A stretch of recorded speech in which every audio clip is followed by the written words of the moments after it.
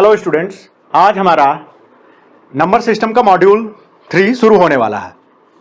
ठीक है, काफ़ी इंपॉर्टेंट मॉड्यूल है, तो हम बहुत अच्छे से इसको देखेंगे। किसी भी कॉम्पिटिटिव एग्जाम के लिए ये बहुत ही इंपॉर्टेंट होने जा रहा है, फिजिक्स के लिए भी, केमिस्ट्री के लिए भी। इसमें जो हम फार्मूलाज पढ़ेंगे वो बहुत ही यूजफुल होने वाले हैं। तो देखते हैं आज हम क्या कवर करेंगे। ठीक है, तो आज हम लॉ ऑफ एक्सपोनेंट्स कवर करेंगे। डिफरेंट टाइप्स ऑफ एक्सपोनेंट देखेंगे, उनके डिफरेंट लॉज देखेंगे। हम 7th 8th में देखे हैं, लेकिन उसको रिविजिट करेंगे और एक ऐसी टेक्निक डेवलप करेंगे जिससे कि हम कभी भूल भी जाएं लॉज ऑफ एक्सपोनेंट तो उनको हम वेरीफाई कर लें कि हमें जो फार्मूला याद है वो सही है या नहीं है, और हम फार्मूला भी डेवलप कर लेंगे। ठीक है, सो लेट अस स्टार्ट। पिछली क्लासेस में हमने रैशनल नंबर और इर्रेशनल नंबर के बारे में पढ़ा, और साथ ही साथ हमने उनको नंबर लाइन पे रिप्रेजेंट करना सीखा। और हमने ये भी देखा कि रैशनल नंबर्स वो होते हैं जिनको हम p/q के फॉर्म में लिख सकते हैं, और ये देखा कि किसी भी रैशनल नंबर का जो एक्सपेंशन है वो या तो टर्मिनेटिंग होगा या नॉन टर्मिनेटिंग रिपीटिंग होगा। जब नहीं टर्मिनेट करेगा तो वो रिपीट करेगा, वो रैशनल नंबर होंगे। तो मैं ऐसे लिखूं, रिवीजन के तौर पे हम लिख रहे हैं। हम देखते हैं, देखो ऐसे मैंने लिख दिया रैशनल नंबर। ठीक है, रैशनल नंबर, इसका मतलब ये हुआ कि it can be represented in form of p/q। ठीक है, clear, where q is not equal to 0। p और q इंटीजर हैं, दे में भी पॉजिटिव इंटीजर, दे में भी निगेटिव इंटीजर। ठीक है, कोई प्रॉब्लम नहीं, यहां नहीं होनी चाहिए। और यही जब डेसिमल फॉर्म में कन्वर्ट होते हैं तो वो दो ही टाइप के डेसिमल में कन्वर्ट होते हैं। क्या क्या लिखते हैं? फर्स्ट क्या होता है? टर्मिनेटिंग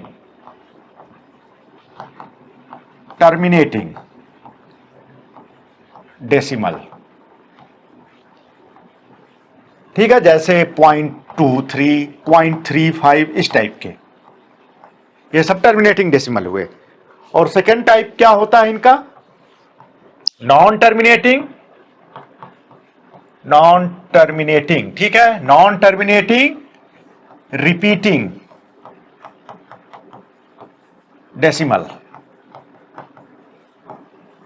जैसे 1.333 इस टाइप से, या 2.35 बार, 0.0789 बार, इसके बाद रिपीट होने लगेगी डिजिट। ठीक है, ये सब हुए हमारे रैशनल नंबर की एक क्राइटेरिया है। ऐसे होते हैं, p/q के फॉर्म में लिख सकते हैं। और अल्टरनेटिवली ये भी देखो कि इन सब ये भी नंबर तुम्हें मिले तो इनको भी तुम कन्वर्ट करोगे, इस नंबर को भी, तो तुम्हें p/q फॉर्म मिल जाएगा। ठीक है, इसको मैं ग्रीन से दिखा देता हूं। इसको तुम कन्वर्ट करोगे तो ये भी यही आएगा। कन्वर्ट करने पे p/q फॉर्म को कन्वर्ट करोगे तो ये दो टाइप के मिल सकते हैं, और इसको कन्वर्ट करोगे तो भी p/q मिलेगा, और इसको भी तुम कन्वर्ट करोगे तो भी p/q का फॉर्म मिलेगा। ठीक है, ये क्लियर है।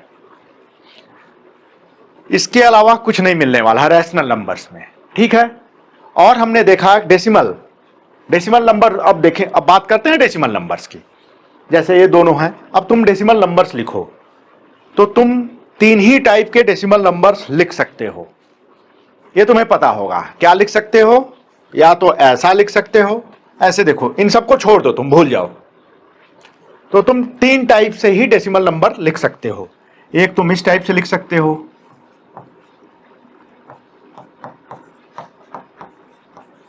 ये क्या हो गया? टर्मिनेटिंग वाले,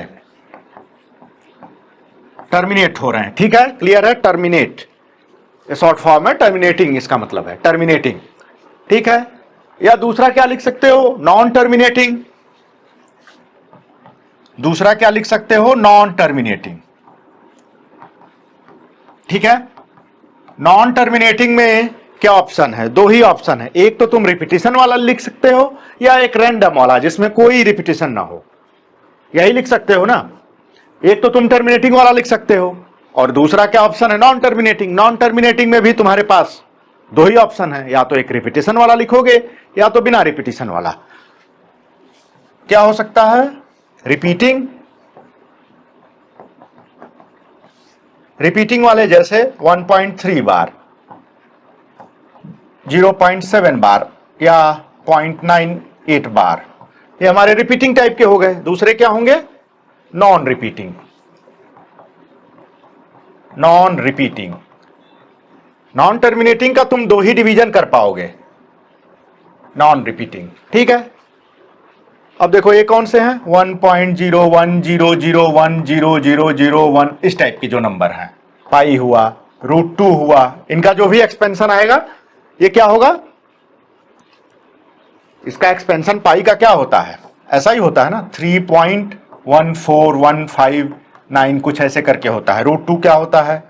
1.41 ऐसे टाइप से कुछ होता है। Non terminating, non repeating. ठीक है, तो हमने जान लिया कि नंबर कोई भी हो, कोई भी नंबर हो, उसको तुम तीन ही फॉर्म में लिख सकते हो। ठीक है, ऐसे भी इसमें तुम ये भी लिख सकते हो 1.0 -1.0। ठीक है, जो तुम्हारे इंटीजर्स हैं, नॉर्मल इंटीजर जो भी हैं, नेगेटिव, पॉजिटिव या जीरो, उनको भी तुम टर्मिनेटिंग डेसिमल के फॉर्म में लिख लो फॉर डिमॉन्स्ट्रेशन। ठीक है, देखो तो तुम्हारे पास किसी भी नंबर को, कोई भी नंबर हो, उसको लिखने के तीन ऑप्शन हैं। ये देखो, फर्स्ट ऑप्शन क्या है? ये तुम्हारा फर्स्ट ऑप्शन है। सेकंड ऑप्शन क्या है? ये तुम्हारा सेकंड ऑप्शन है। ये इसको हटा लो, कंफ्यूजिंग है। फर्स्ट ऑप्शन क्या है? देखो, ये तुम्हारा हो गया फर्स्ट ऑप्शन किसी भी नंबर को लिखने का, इसको मैं नाम रख देता हूं फर्स्ट ऑप्शन। ठीक है, सेकंड ऑप्शन क्या है? देखो, ये तुम्हारा है सेकंड ऑप्शन। और थर्ड ऑप्शन क्या है? इस टाइप के नंबर हुए तुम्हारे थर्ड ऑप्शन। इसके अलावा तुम कोई भी नंबर लिख नहीं सकते हो, कोई भी नंबर। अब तुम सोच के दिखाओ जो इन तीनों के अलावा हो। रूट वाले भी, नॉन रूट वाले भी खत्म हो गए, पाई भी खत्म हो गया, ये सब तो तुम्हें पता ही है कि नॉन टर्मिनेटिंग, नॉन रिपीटिंग है। तो देखो, या तो तुम इस टाइप का नंबर लिख सकते हो, भर लो इसमें इंटीजर जो भी भरना है, जीरो रख लो, ठीक है, कोई फर्क नहीं पड़ता। ये टर्मिनेटिंग वाले मिलेंगे कोई नंबर, या नॉन टर्मिनेटिंग में दो टाइप के मिलेंगे। तो इस टाइप से देखो तो तुम्हारे पास बस 3 टाइप्स ऑफ नंबर्स हैं, इसके अलावा कुछ लिख ही नहीं सकते। सारे नंबर्स इसमें कवर हो गए, तुम कुछ भी सोचो इसमें कवर हो जाएगा। ठीक है, कुछ भी नंबर सोचो, इन्हीं तीनों में से कोई आएगा, या तो टर्मिनेट कर जाएगा, नहीं टर्मिनेट करेगा तो रिपीट होगा, या तो नहीं रिपीट होगा, और कोई ऑप्शन, फोर्थ ऑप्शन है ही नहीं। अब देखो, ये क्लियर ही है। अब इन्हीं दोनों को, जैसा कि तुम जानते हो, फर्स्ट और सेकंड ऑप्शन को लेके क्या कहते हैं? इनको हम रैशनल बोलते हैं। क्लियर? और ये हमारा क्या है? थर्ड वाला, ये हमारा इरैशनल है। पूरी बात एक जगह हो गई, ये हमारा इरैशनल है। कोई नंबर छूटा, एनीथिंग इज लेफ्ट, नथिंग। तो देखो, पूरे जो हमारे रियल नंबर हैं वो रैशनल होंगे या तो इरैशनल होंगे। मैं ये बोलूं कि कोई भी रियल नंबर या तो रैशनल होगा या तो इरैशनल होगा, तो ये स्टेटमेंट सही है। किस लिए सही है? क्योंकि तुम्हारे पास और कोई फोर्थ नंबर इनके अलावा, except them there is no other types of number. इन तीन क्राइटेरिया को लो, तीन कैटेगरी को लो, इसके बाद तुम्हारे पास कोई और एक्स्ट्रा नंबर नहीं है। ठीक है, तो रियल नंबर क्या होते हैं? रैशनल, और इरैशनल को तुम कलेक्ट कर लो, वही रियल नंबर होते हैं। Collection of rational and irrational numbers are real numbers, ये तो जानते ही हो। ये क्लियर करना था कि रियल नंबर में बस रैशनल और इरैशनल होंगे, और कुछ नहीं होगा। पूरा तुम्हारा नंबर लाइन जो है वो सब ऑक्युपाइड हो जाएगा रैशनल और इरैशनल नंबर से। ठीक है, और रियल नंबर का डिफिनीशन है collection of rational plus irrational, real, rational and irrational. देख लो,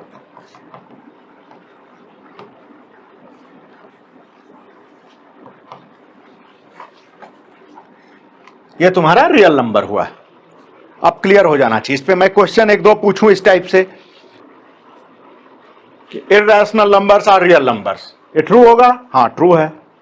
फिर मैं पूछूं real numbers are irrational, every real number is irrational, ये रॉन्ग हो गया। क्यों? क्योंकि रैशनल भी तो होते हैं रियल।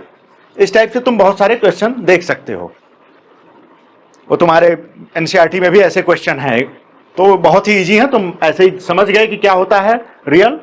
रियल होता है रैशनल और इर्रेशनल दोनों को मिला के, और एक भी क्लियर हो गया कि और कोई एक्स्ट्रा नंबर नहीं होता है। नंबर लाइन पे सारा स्पेस ऑक्युपाइड हो जाएगा रैशनल और इर्रेशनल नंबर से, क्योंकि हमारे पास दो ही टाइप के नंबर आ ही सकते हैं। तुम सोच के देखो, कोई थर्ड नंबर तुम नहीं सोच सकते रैशनल या इर्रेशनल के अलावा।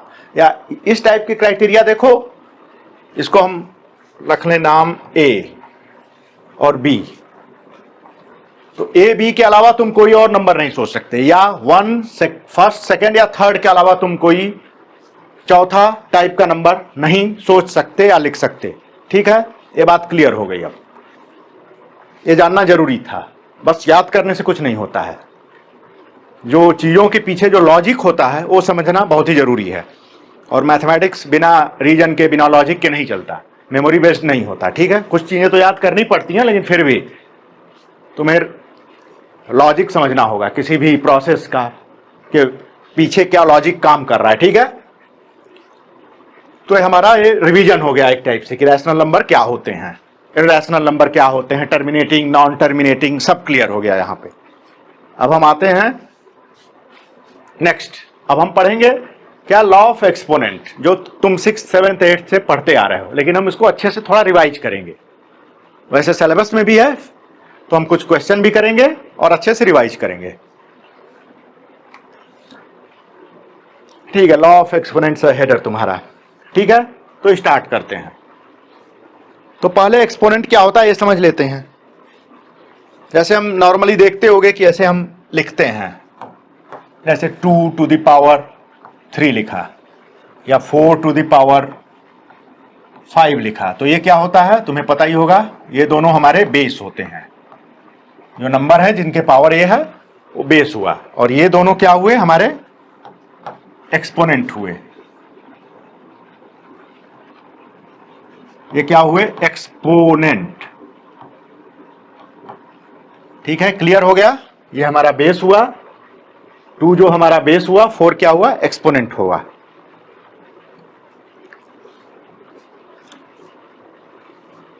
अब पिछली क्लासेज में तुम जो देखे होगे, एक्सपोनेंट पढ़े होगे, तो एक्सपोनेंट इंटीजर फॉर्म में रहते होंगे, 3 रहेगा, 5 रहेगा, 0 रहेगा, 1 रहेगा, इस टाइप से रहेगा।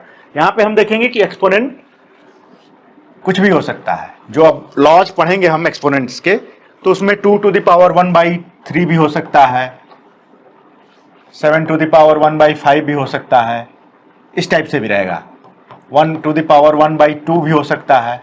देख, इस क्लास में हम ये भी सीखेंगे, ये सब भी हम देखेंगे, इनके भी लॉज पढ़ेंगे। याद ये समझेंगे कि जो पुराने लॉज हैं, जो हम जानते आए हैं, they are still valid, they are still applicable in these cases as well. ठीक है, यही पढ़ना है इसमें। तो हम स्टार्ट करते हैं कुछ नॉर्मल ऑब्जर्वेशन से, और उससे हम देखेंगे, डिमॉन्स्ट्रेट करेंगे लॉज ऑफ एक्सपोनेंट। क्योंकि याद करने से अच्छा है कि कुछ चीजें हम नॉर्मल कैलकुलेशन से देख लें करके, फिर हम कभी भूल भी गए तो हम इजीली डिराइव कर सकते हैं, इजीली अपना एक्सपोनेंट का जो फार्मूला है लिख सकते हैं। चलो स्टार्ट करते हैं। ठीक है, तो हम देखते हैं, चलो पहला यहां से स्टार्ट करते हैं। मान लो 10 to the power 3 है, इंटू 10 to the power 2 है। इसकी वैल्यू हमें 10 के पावर में ही लिखनी है, तो 10 to the power 3 को मैं क्या लिख सकता हूं, 1000 लिख सकता हूं, और 10 to the power इसको मैं क्या लिख सकता हूं, 100। इसकी जो वैल्यू आएगी वही आ जाएगी ये, तो ये क्या हुआ 1 के आगे कितना जीरो आया 5 जीरो। क्लियर है? Simple multiplication. इसको मैं क्या लिख सकता हूं, देखो इसको मैं क्या लिख सकता हूं 10 टू द पावर 5। क्लियर हुआ? सिंपल मल्टीप्लीकेशन से मैं इस रिजल्ट पे आया। तो क्या आया ओवरऑल, क्या रिजल्ट आया 10 to the power 3 into 10 to the power 2 equals 10 to the power 5। हुआ क्या, देखो पावर जुड़ गए हैं, पावर का एडिशन हो गया है, एडिशन हो गया है इस मल्टीप्लिकेशन प्रोसेस में, यही हुआ है। तो इसको मैं लॉ के फॉर्म में लिखूं, 10 को मैंने ए बोल दिया और 3 को मैंने एम बोल दिया, ठीक है। और 10 को मैंने क्या बोला है ए, 10 को मैंने ए बोला है, ठीक है, ए लिखा। अब 2 अलग है, कोई डिफरेंट नंबर है, तो इसको मैंने एन बोल दिया, ठीक है, बोल दिया। अब देखो यहां पे क्या आया है, 10 को हमने ए बोला है, 10 ए है, देखो एडिशन हो गया है 3 प्लस 2, तो यहां क्या लिख सकते हैं m प्लस n। ये हमारा एक लॉ है। ऐसे ही बहुत सारे लॉ हम दिखा देंगे ऐसे ही, और कभी भी भूलोगे तो ये प्रोसेस से तुम वेरीफाई कर सकते हो या लॉ भी लिख सकते हो, इसलिए प्रोसेस समझ लो। ये कोई डेरिवेशन नहीं है, कोई प्रूफ नहीं है, बस एक डिमॉन्स्ट्रेटिव प्रोसेस है, एक कहो मेमोरी ट्रिक है, जैसे भी समझो। क्लियर हुआ? एक law a to the power m into a to the power n equals a to the power m plus n। ये हमारा एक लॉ दिख गया। अब देखो एक और लॉ हम शो करते हैं, देखो जैसे व्हाइट से करते हैं इस बार, ठीक है। हमने लिया 10 टू द पावर, यही ले लो exactly 10 to the power 3 by 10 to the power 2। ये हमें कैलकुलेट करना है, क्या हो जाएगा, क्या आया 10, 10 मीन्स 10 टू द पावर 1, ठीक है। क्लियर है? 10 means 10 to the power 1, power 1 का मतलब वही नंबर हुआ, ठीक है। इसको क्या मैं लिख सकता हूं 10 टू द पावर 3 माइनस 2 लिख सकता हूं, देखो इजिली 3 माइनस 2 क्या हुआ 1 हुआ, देखो। अब देखो ये है और ये है, 10 को मैं मान लूं क्या a, तो a टू द पावर 3 क्या है m मान लो, 10 को हमने माना है a, 2 क्या है n, 10 क्या है a, 3 minus 2 m minus n। ये देखो हमारा दूसरा लॉ आ गया, ये भी बहुत ही इंपॉर्टेंट लॉ है। दो लॉ हमने बस 10 की मदद से डिराइव कर दिया, डिराइव नहीं किया, शो कर दिया उनका करेक्टनेस, और एक तरह से मेमोरी ट्रिक भी हो गया, कैसे हमें ये याद रखना है।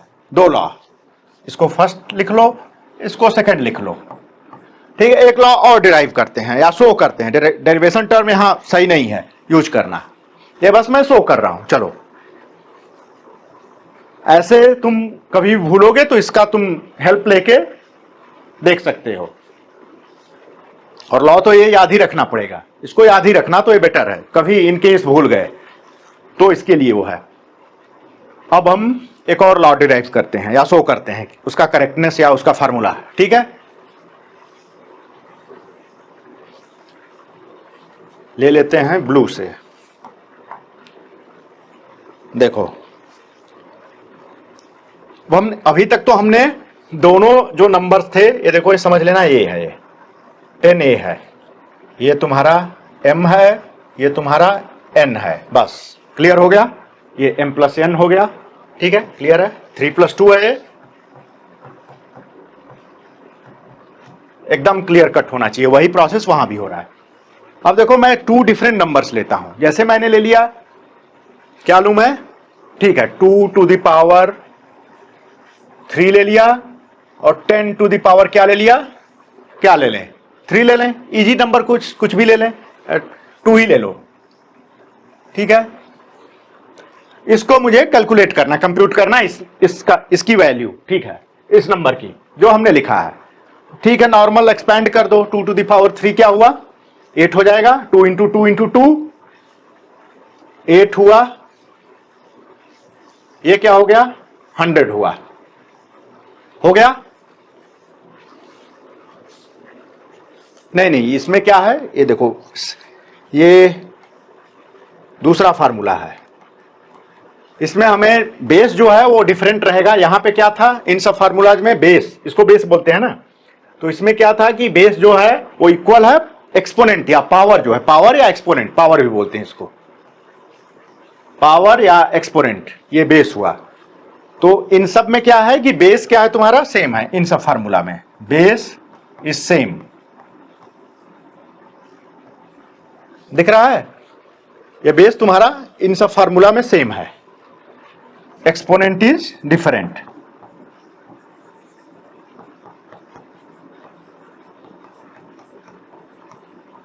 क्लियर होना चाहिए,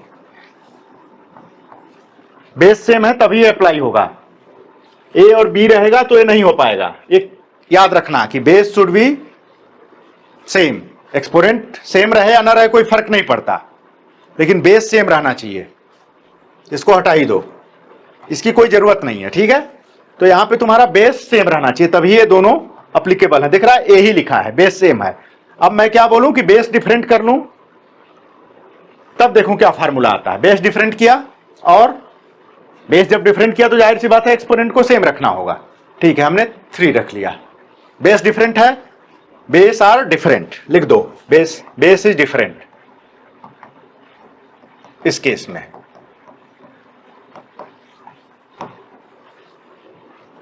तो यहां पे बेस डिफरेंट है, 2 और 10 अलग नंबर है, जाहिर सी बात है, और दोनों का एक्सपोनेंट सेम है। यहां पे एक्सपोनेंट सेम होना चाहिए, ठीक है,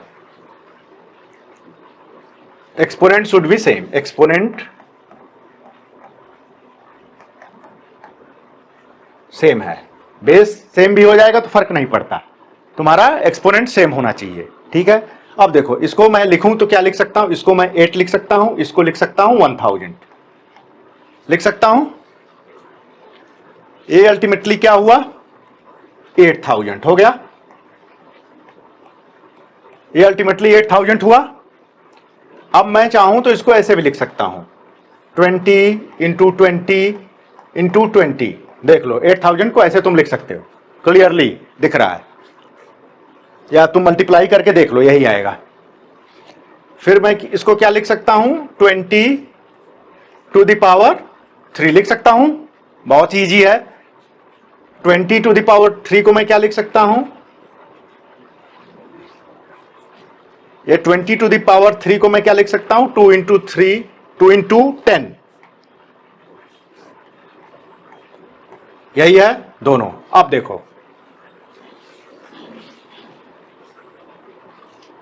इसको मैं a मान लूं, देखो इसको मैं 2 को a कह दूं, और ये डिफरेंट है, इसको मैं b कह दूं। दोनों बेसेज हैं यहां पे, a और b, क्लियर है, a और b बेसेज हैं, और इनके एक्सपोनेंट क्या है, दोनों सेम है, तो दोनों को m मान लो, ठीक है, क्लियर हो गया। तो रिजल्ट क्या आ रहा है तुम्हारा, इसको मैं क्या लिख सकता हूं, 20 को या 2 इंटू 10 को a इंटू b, क्या हुआ, a into b whole power m, दिख रहा है। और ये क्या है, a power m into b power m, ये हमारा थर्ड इंपॉर्टेंट फार्मूला शो हो गया, ठीक है। सॉरी, ये कट गया है, फिर से ड्रॉ कर लेते हैं।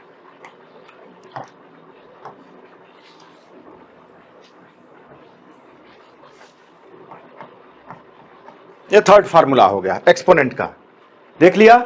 इसमें हमें क्या देखना था, ये फार्मूला किस लिए है कि बेस इज सेम, बेस क्या है, ए इज सेम, बेस क्या है, ए, बोथ केस में बेस सेम है।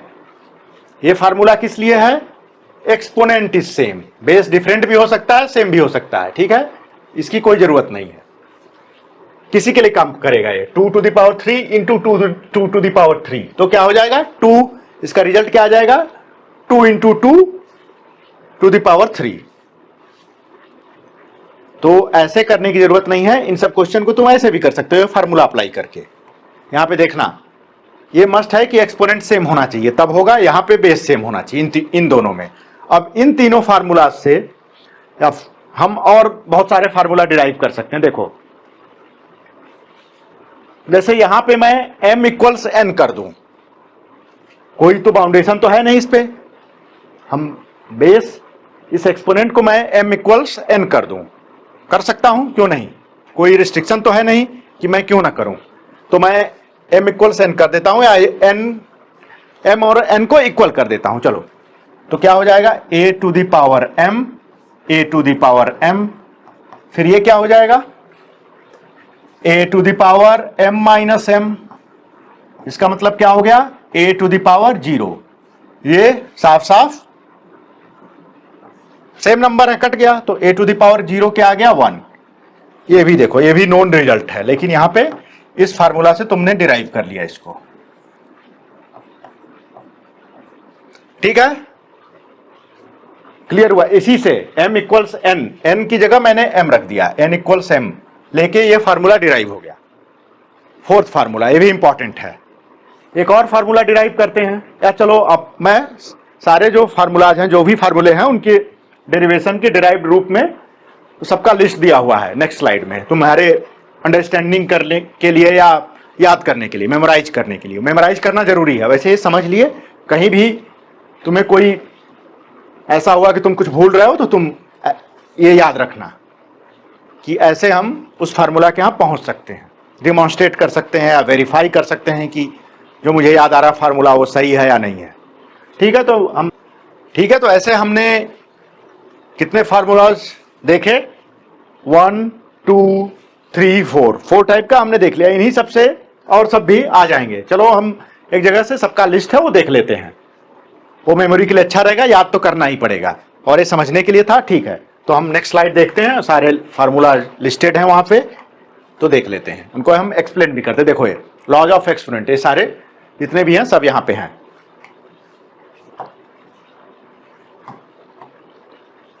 ठीक है, तो ये तो हमने डिराइव ही किया था, देखा ही था वहां पे, ठीक है, ये भी हमने देखा था, ये भी हमने देखा था, ये भी देखा था, क्लियर है, देखा था। इसको भी हम देख लेते हैं, कैसे देख सकते हैं। चलो देखो, इसको डिमॉन्स्ट्रेट करना तो क्या करो, ए ले लो, कुछ भी 10 ले लो,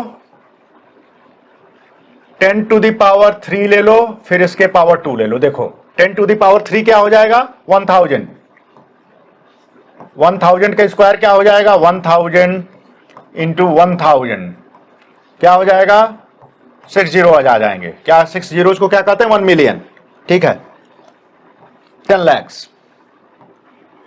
हो गया। मतलब 10 टू द पावर कितना हुआ 6।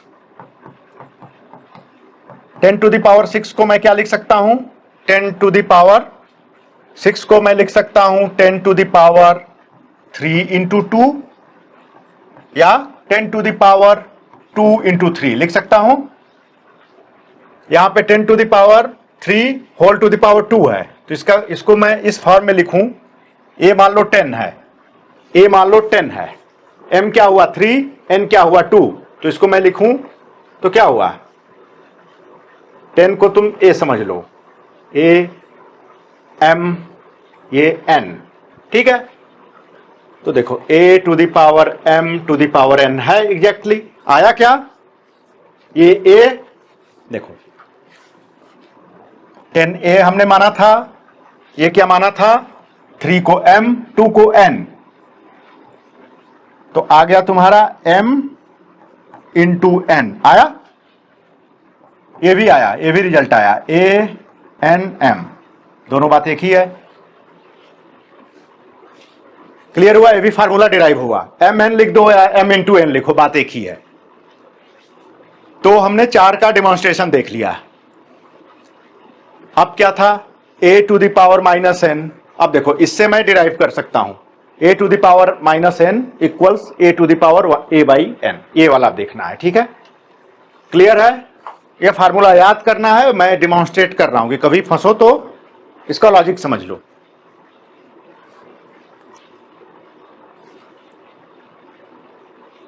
अभी हमने देखा था कि ए टू द पावर 0 क्या होता है?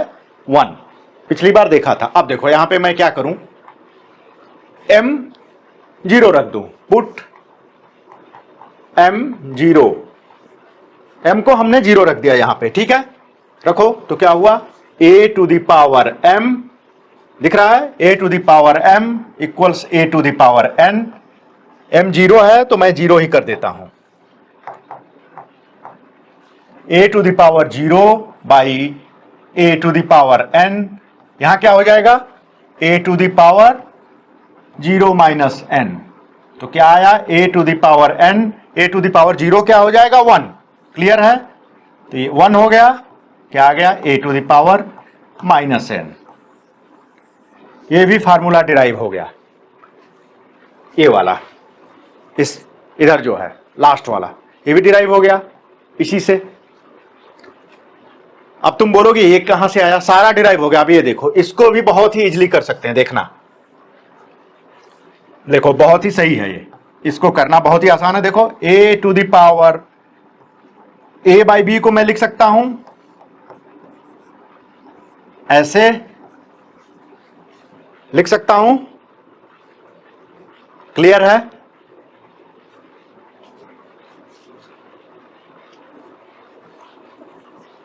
ये क्लियर है। a बाई बी को मैं लिख सकता हूं a into 1 by B, easy है, मैंने लिख दिया। अब मैं क्या कर सकता हूं इसको, a to the power m into 1 to the power 1 by B लिख सकता हूं, और क्या लिखूंगा इसको, m। ठीक है, क्लियर है। इसको मैं फिर क्या लिख सकता हूं, a to the power m,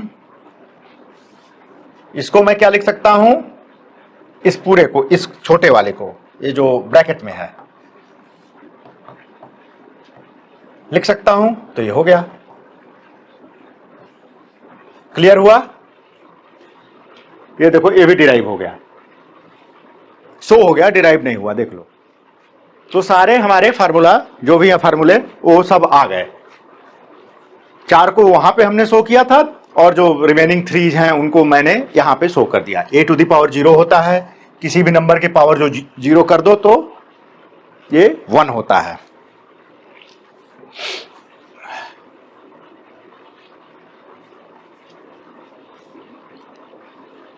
अब हम आते हैं कुछ इस पे बेस्ड कुछ एक्सरसाइजेस करते हैं एनसीईआरटी के।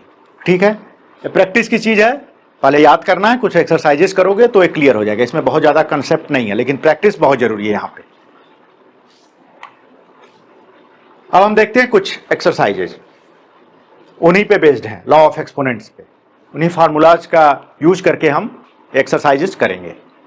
ठीक है, तो फर्स्ट वाला क्या है, 64 टू द पावर 1/2। मैंने बोला था कि कोई भी एक्सपोनेंट में कुछ भी हो सकता है। पहले जो हम पढ़ते आते थे तो एक्सपोनेंट में क्या होता था, इंटीजर होता था। यहां एक्सपोनेंट कुछ भी हो सकता है, फ्रैक्शन भी हो सकता है, ठीक है, निगेटिव भी हो सकता है, कुछ भी चलेगा एक्सपोनेंट, जो भी फार्मूला हमने पढ़ा है। बेस में क्या होना चाहिए, बेस में 0 से बड़ी कोई होना चाहिए। 0 तो 0 ही हो जाएगा, 0 के पावर कुछ भी करो, 0 का कोई मतलब नहीं है। तो हम बेस में क्या देखेंगे, निगेटिव नंबर नहीं आना चाहिए, ये हमें देखना है।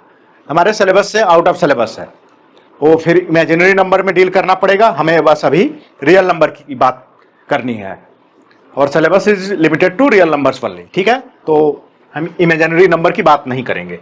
तो बेस क्या हमारा होना चाहिए, base number should not be negative. ये 2 कंडीशन थी, और कुछ भी हो। तो हम स्टार्ट करते हैं फर्स्ट से। 64 टू द पावर 1/2 है, 64 का एक्सपोनेंट 1/2 है। तो 64 को देखो, 64 को ऐसे ले लेते हैं, 64 टू द पावर 1/2 है। तो 64 को मैं क्या लिख सकता हूं, 16 इंटू 4 या 8 इंटू 8 लिख सकता हूं।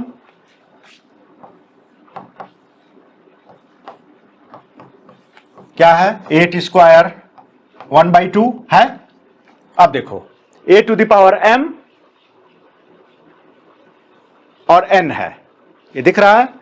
8 स्क्वायर, देखो 8 का स्क्वायर और इसका 1/2, ये हमने पढ़ा है फार्मूला। क्या है ये, देख लो, a to the power m to the power n equals a to the power mn। कौन सा फार्मूला लगा यहां पे, ये। तो क्या हो जाएगा, 8 आ गया आंसर, 8 आया।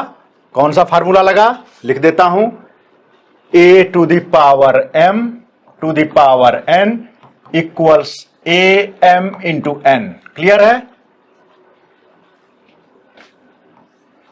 ये वाला फार्मूला लगा। देखो बस देखना है कौन सा फार्मूला लगाना है। अब देखो 32 टू द पावर, तो ये भी वही है। 32 को तुम लिख सकते हो 2 टू द पावर 5, 1/5, फिर क्या हो जाएगा 2 to the power 1/5 into 1/5, cut गया, क्या बचा 2 टू द पावर 1, ये आंसर आ गया 2। ठीक है, क्लियर है। ये भी इसी टाइप का है, खुद से करना। ये क्या है, 5 to the power 3 to the power 1/3, 5 3 1/3 आ गया 5। क्लियर है। अब देखो इस क्वेश्चन को देखो, सारे क्वेश्चन बहुत ही इजी हैं, बस तुम्हें उसका फार्मूला ध्यान रखना है। फार्मूला की प्रैक्टिस करो और सारे क्वेश्चन लो कहीं से भी उठा के, बहुत ही इजी है, लेकिन फार्मूला याद होना चाहिए और उनका एप्लीकेशन बस प्रैक्टिस से आएगा। ठीक है। अब 9 टू द पावर 3/2 है। क्लियर है। तो 9 को देखो क्या लिख सकते हो तुम, 3 स्क्वायर लिख सकते हो 9 को, 3 स्क्वायर पावर 3/2, ये क्या हुआ 3, वही ये वाला फार्मूला अभी तक यही लग रहा है पूरे क्वेश्चंस में।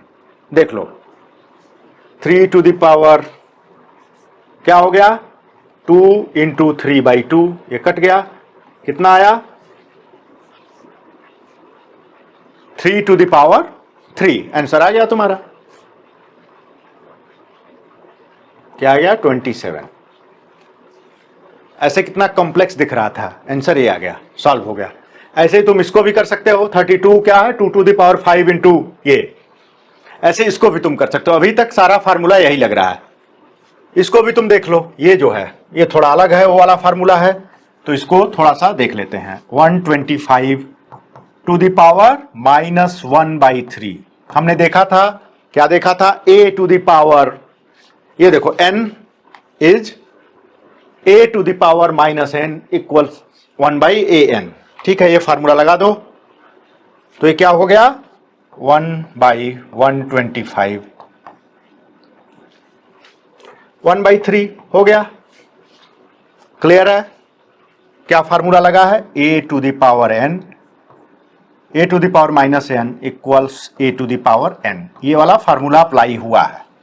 ये क्लियर है, फार्मूला है, फार्मूला यहां पे अभी तक क्या अप्लाई हो रहा था, ये फार्मूला। ठीक है। अब क्या है, अब तो इजी हो गया। 1 बाई क्या हुआ 125 होता है 5 to the power 3, 25 into 5 equals 125 means 5 into 5 into 5, 3 times 5 का मल्टीप्लाई करोगे, मल्टीप्लिकेशन करोगे तो ये आ जाएगा। तो ठीक है 5 1/3 क्या हुआ। अब ये वाला फार्मूला फिर अप्लाई हो गया, 1/5 तुम्हारा आंसर आ गया। क्लियर है, कोई डाउट नहीं होना चाहिए, ये सब तो कर ही लोगे, इसी टाइप का है। तो 2 फार्मूलाज का भी हमने यूज किया। अब और थोड़ी एक्सरसाइज करते हैं, एनसीईआरटी के ही हैं सब, एग्जाम के लिए इंपॉर्टेंट है। अब देखो कुछ और फार्मूला देखते हैं, यहां से स्टार्ट करें। देखो बेस इक्वल है, कौन सा फार्मूला लगेगा, तुरंत दिमाग में आ जाना चाहिए, a to the power m into a to the power n equals a to the power m plus n। Clear है? ये फार्मूला हमने देखा था, देख लो, डिराइव भी किया था, सो भी किया था, पीछे है। और देखो है a to the power m into a to the power n equals a to the power m plus n। Base, same base वाला फार्मूला है। आगे आते हैं वहां पे जहां एक्सरसाइज कर रहे थे। ठीक है, लगा दो ये फार्मूला, क्या हुआ, आ जाएगा answer 2 to the power 2/3 plus 1/5। Add कर दो, क्या आ जाएगा, 2 टू द पावर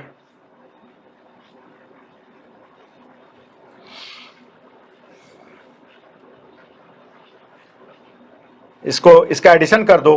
क्या करोगे, एलसीएम लेके एडिशन कर दो। इसका एलसीएम आ जाएगा तुम्हारा 15, तो 15 में 3 का डिवीजन करो तो 5 हुआ, 5 का मल्टीप्लिकेशन 2 में हुआ तो आ गया 10, 10 प्लस 15 है एलसीएम, तो 5 का डिवीजन 15 में करो, आया 3, कोसेंट 3 इंटू 1 3, कितना आया 15।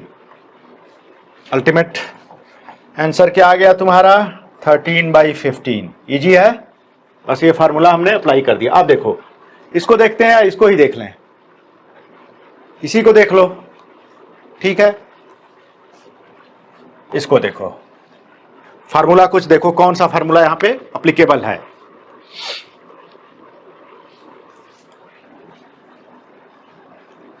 One by 3 to the power 3 जो है, इसको मैं लिख सकता हूं इसको मैं लिख सकता हूं 3 टू द पावर -3, किस फार्मूला से, a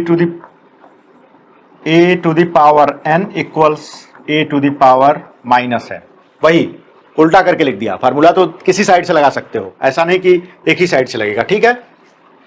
ये फार्मूला मैंने अप्लाई किया, तो मैं लिख दूं इसको, क्या लिख दूं, 3 to the power -3 whole to the power 7 लिख सकता हूं। ये फार्मूला अप्लाई किया है मैंने, देखो कुछ भी मिस नहीं होना चाहिए। अब वही आ गया a to the power m, m to the power m, mn तो कुछ भी हो सकता है, निगेटिव भी हो सकता है, बस बेस हमें देखना है निगेटिव ना हो। बेस क्या है, ये सब है, ठीक है। तो लिख, क्या हो गया तुम्हारा 3 टू द पावर -21, मल्टीप्लाई कर दिया, कुछ करना ही नहीं था, हो गया mn। अब देखो a वाला, इसमें कौन सा फार्मूला लगेगा, सेम बेस वाला है, लगा दो, कौन सा लगेगा, a to the power b m, b नहीं a, सेम बेस है, याद रखो, a to the power a m/n क्या होता है, a to the power m-n, ये लगेगा। देखो a क्या है 11, mn, तो क्या आ जाएगा तुम्हारा आंसर 11 पावर 1/2 - 1/4, तुम्हारा आंसर आ जाएगा 11 टू द पावर 1/4। आ गया आंसर, क्लियर है। ये फार्मूला लगा तुम्हारा। सारे फार्मूलाज का जो है एप्लीकेशन है, एक्सरसाइज ऐसा बनाया गया एनसीईआरटी में, दिया गया कि सारा फार्मूला एक बार तुम अप्लाई करके देख लो। अब देखते हैं ये वाला देखो, डिफरेंट बेस वाला formula, exponent is same, base is different. ये हुआ, ये बी हुआ, और एक्सपोनेंट क्या है m। क्या हमने फार्मूला पढ़ा था, यहां लिख लेते हैं, फार्मूला क्या पढ़ा था, a to the power m into a to the power, no sorry, base different है, b to the power m। ये क्या हो जाता है formula, a into b to the power m, ये फार्मूला था। अप्लाई कर दो, 7 इंटू 8 टू पावर 1/2, क्या हो गया 56 टू द पावर 1/2। क्लियर है, सारे क्वेश्चन हमने कर लिए, इस टाइप के जितने भी एनसीईआरटी में एक्सरसाइजेस थी सब हमने कर लिए, और अच्छे से सारे फार्मूलाज का हमने ये भी देखा कि कैसे उन पे हम आते हैं, उनका एप्लीकेशन देखा। तो अब ये भूलने वाली बात नहीं है, अब इसमें आप प्रैक्टिस करो, बिना प्रैक्टिस किए कुछ नहीं होने वाला मैथमेटिक्स में। और इन सब चीजों में तो और प्रैक्टिस दिखना चाहिए कि कौन सा फार्मूला कहां पे अप्लाई करें, ठीक है, वो प्रैक्टिस से आएगा। तुम्हें तुरंत दिख जाना चाहिए कि इसमें बेस सेम है तो ये वाला फार्मूला लगा देते, यहां पे तुरंत देखा बेस अलग है तो ये वाला फार्मूला, और कुछ प्रैक्टिस के बाद तो तुम्हें याद भी नहीं रहेगा कि तुम फार्मूला लगा रहे हो, ऐसे ही तुम लिख दोगे रिजल्ट, ठीक है, ऐसा होना चाहिए। तो हमने आज के वीडियो लेक्चर में लॉज ऑफ एक्सपोनेंट देखा, डिटेल्ड कवरेज किया, फार्मूला भी देखा, उनका डिमॉन्स्ट्रेशन भी किया कि कभी भूल जाए तो कैसे हम उनको रिविजिट कर लें, कैसे हम उनको रिमेंबर कर लें, ठीक है। और फिर हमने सारे एनसीईआरटी के क्वेश्चंस किए, एक भी छूटा नहीं, एग्जाम्पल्स सारे क्वेश्चंस बोर्ड के, ठीक है। तो अब हम और क्वेश्चंस करेंगे इसके, लेकिन नेक्स्ट वीडियो लेक्चर में। और इससे पहले कि ये बहुत ही मस्ट है कि कम से कम जितने भी क्वेश्चंस हुए हैं लॉ ऑफ एक्सपोनेंट्स के, उसको तुम रिविजिट कर लेना एक बार, और सारे फार्मूलाज को, जितने भी फार्मूले हैं उनको तुम फिर से एक बार अपने से डिमॉन्स्ट्रेट करने, जैसे सिखाया गया वैसे करने की कोशिश करना, और बहुत ही यूजफुल और हेल्पफुल होने वाला है ये प्रैक्टिस कर लिए तो तुम्हें एक्सपोनेंट कभी भूलने वाला नहीं है। और एक्सपोनेंट बहुत ही इजी और मार्क फेचिंग है और हर जगह आता है, ये भी है, इसकी यूटिलिटी, इसका यूजफुलनेस बहुत ज्यादा है। So let us meet in next video lecture.